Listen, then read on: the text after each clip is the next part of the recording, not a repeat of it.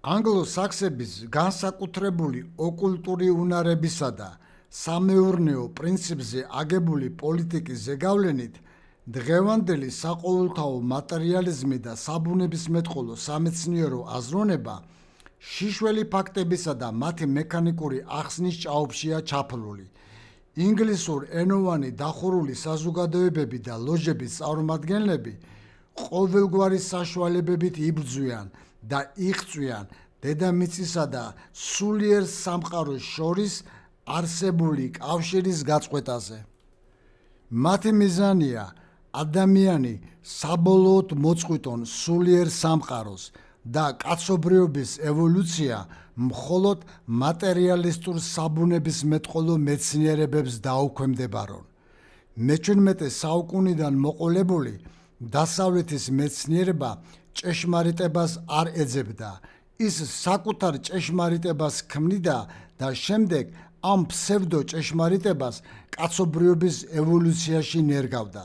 თქმული საუკეთესო მაგალითია ჩარლზ დარვინი, რომელიც თავის სწავლებაში გვერდს უვლიდა სულს, ხოლო ღმერთის ქმნილებას ადამიანს მხოლოდ სხეულისა და სამშუნველის პოზიციიდან იხილავდა. ჩარლზ დარვინი საშუალო გონებისა და ნიჭის კაცი იყო.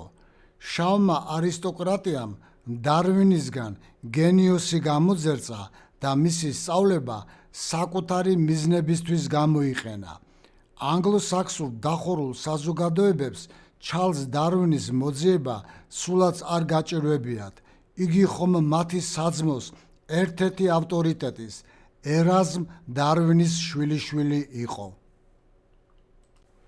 ერაზმ დარვინი 1731-1802 წლები, ექიმი, პოეტი, ნატურალისტი, გამომგონებელი, ფილოსოფიური საზოგადოების დერბის დამფუძნებელი და დახურული კლუბის ბირმინგემის მთვარის საზოგადოების გროსმეისტერი იყო. იგი ასევე ლონდონის სამეფო საზოგადოების წევრი გახლდათ. მეფე გიორგი მესამემ ერაზმ დარვინს სამეფო ოჯახის ექიმობა შესთავაზა, რაზეც მონარქმა დარვინისგან უარი მიიღო. ერაზმ დარვინი მაღალი გრადუსის მასონის, ამერიკის ერთ-ერთი მამა დამფუძნებლის, ბენჟამინ ფრანკლინის მეგობარი და თანამოაზრე გახლდათ.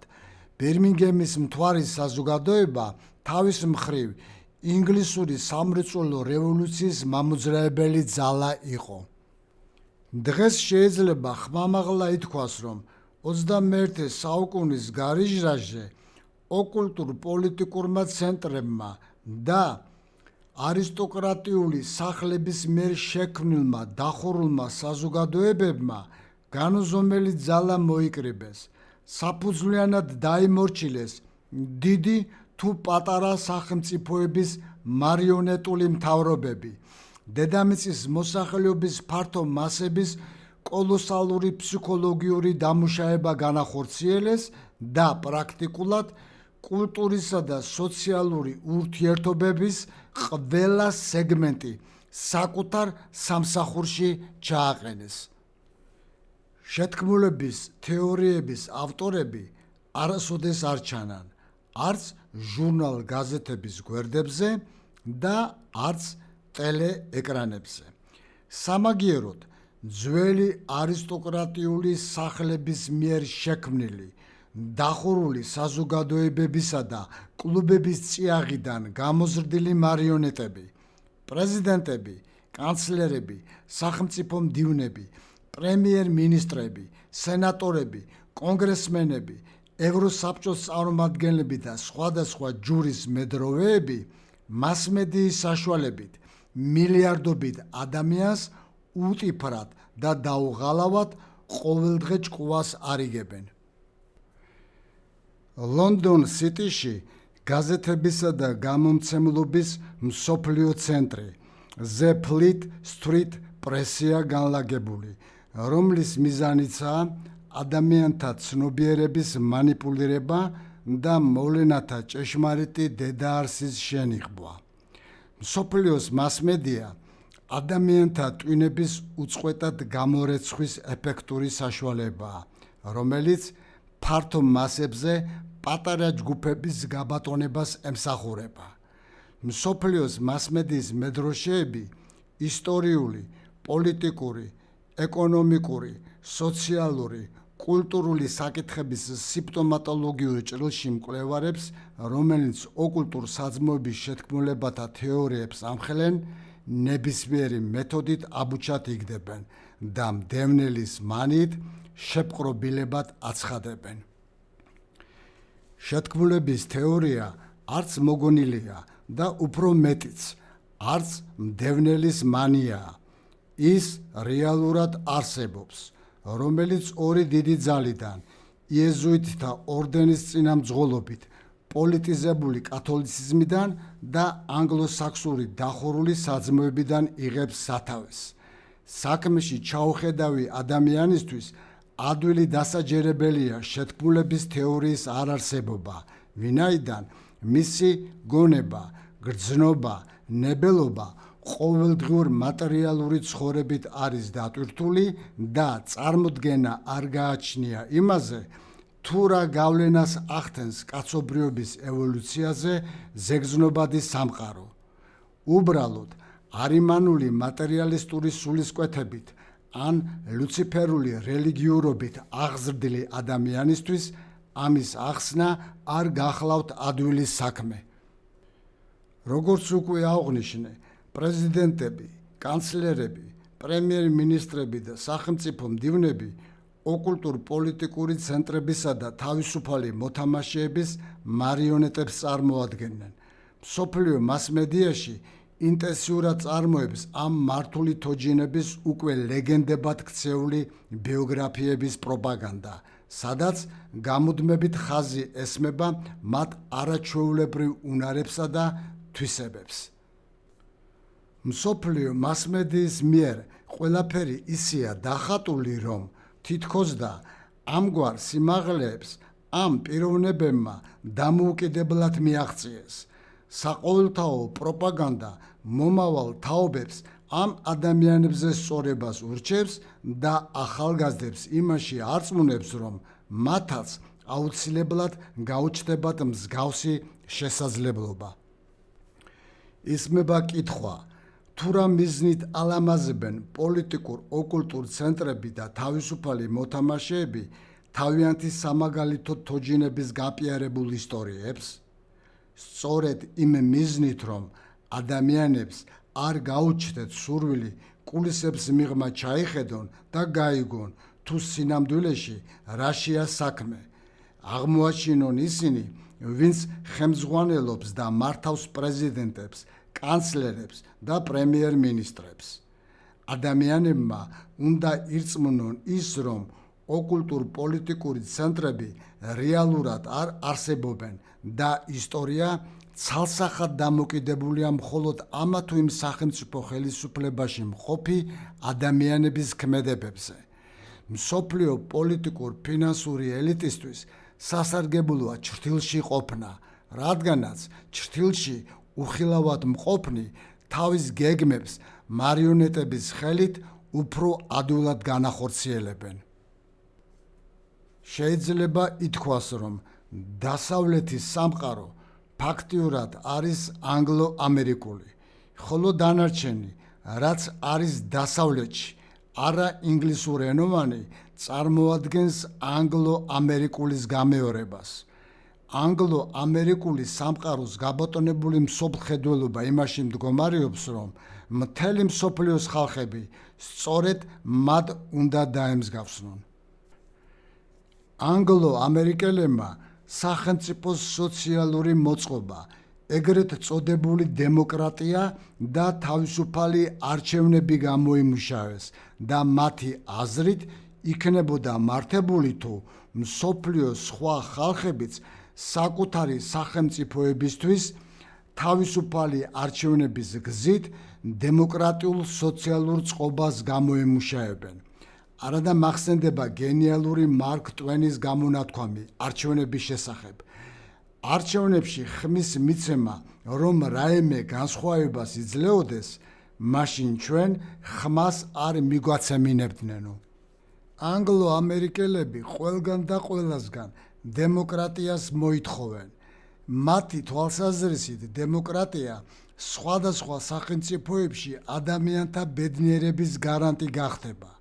ეს მსოფლმხედველობა მთელი კაცობრიობისთვის ბიბლიად უნდა იქცეს.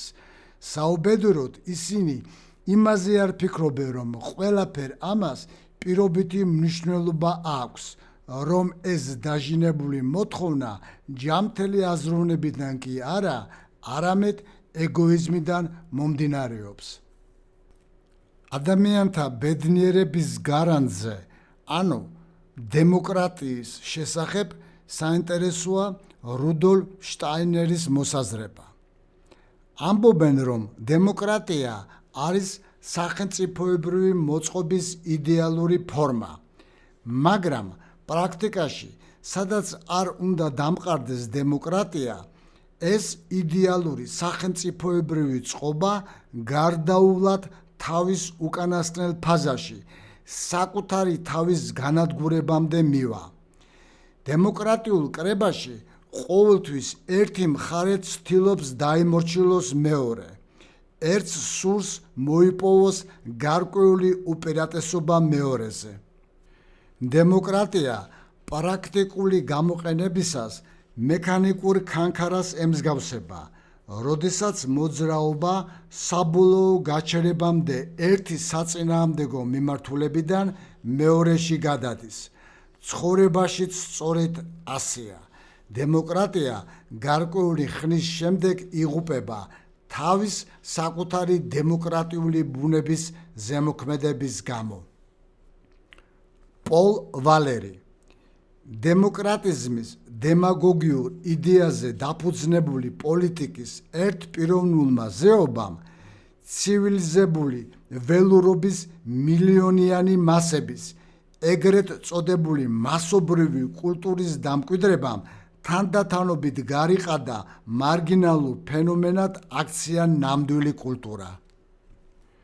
და ბოლოს შეიძლება ითქვას, რომ მე-16 საუკუნიდან დაწყებულმა გლობალიზაციამ ეკონომიკის კრიმინალიზაცია გამოიწვია, ხოლო ეგრეთ წოდებული ახალი წესრიგი ეს არის ოკულტურ-პოლიტიკური ცენტრების, იტალიურ რომის, ვენეციურ-ინგლისური შავი არისტოკრატიისა და საფინანსო საბანკო კლასტერის ძველი პოლიტიკური წესრიგის ახალი ტრანსფორმირებული სახე. იტალიურ რომისა და ვენეციურ-ინგლისურ შავ არისტოკრატიას ხშირად ოლიგარქ ფეოდალ ლორდებსაც უწოდებენ. ეს კოსმოპოლიტური ზე-ნაციონალური კლასტერი მსოფლიოს სხვადასხვა სახელმწიფოების ადგილობრივ ნაციონალურ ეგრეთ წოდებულ პოლიტიკურ ელიტებს მართავს, რომელთაც შეიძლება მარტივად კოლონიალური ადმინისტრაციები ეწოდოს. ისინი ყველგან ხალხის სამართავად დემოკრატიის სახელს იყენებენ, რაც თავის მხრივ ფიქციას წარმოადგენს. დემოკრატია არის მხოლოდ ინსტრუმენტი გარკვეული პოლიტიკური მიზნების მისაღწევად. ის არ არის ღირებულება. რა დოზითაც ორ ფეხზე მდგომი გაპოტული ქათამი შეიძლება ადამიანად წარმოვიდგინოთ, სწორედ იმავე დოზით დემოკრატიის მოტრფიალი ადამიანები ერკვევიან დემოკრატიაში. ადამიანები მცნებებს სინამდვილედ იღებენ, ამიტომაც შესაძლებელი ხდება სინამდვილის ილუზიად ჩანაცვლება. მცნებების ზეგავლენით ადამიანები მიძნებულ მდგომარეობაში რჩებიან. მათ სჯერათ, რომ ყოველი მათგანი დემოკრატიის დახმარებით საკუთარი ნების გამოხატვის საშუალებას მიიღებს და ვერ ამჩნევენ იმას, რომ დემოკრატია მოწყობილია ისეთნაირად, რომ მართვის საჭესთან მხოლოდ ადამიანების ვიწრო წრე დგას, ხოლო დანარჩენები კი ამ ვიწრო წრის ნებას ემსახურებიან. სიტყვა დემოკრატია და მისი ჭეშმარიტი არსი გახლავთ ბინძური, ცინიკური ტყუილი, რომელიც შემზარავი მონათფლობელობისას ძველ ბერძნულ პოლისებში წარმოიშვა. სწორედ ერთ-ერთ ასეთ პოლისში სასამართლო პროცესზე ათენელთა დემოკრატიულმა უმრავლესობამ სოკრატე დამნაშავედ ცნო და სიკვდილით დასჯის განაჩენი გამოუტანა.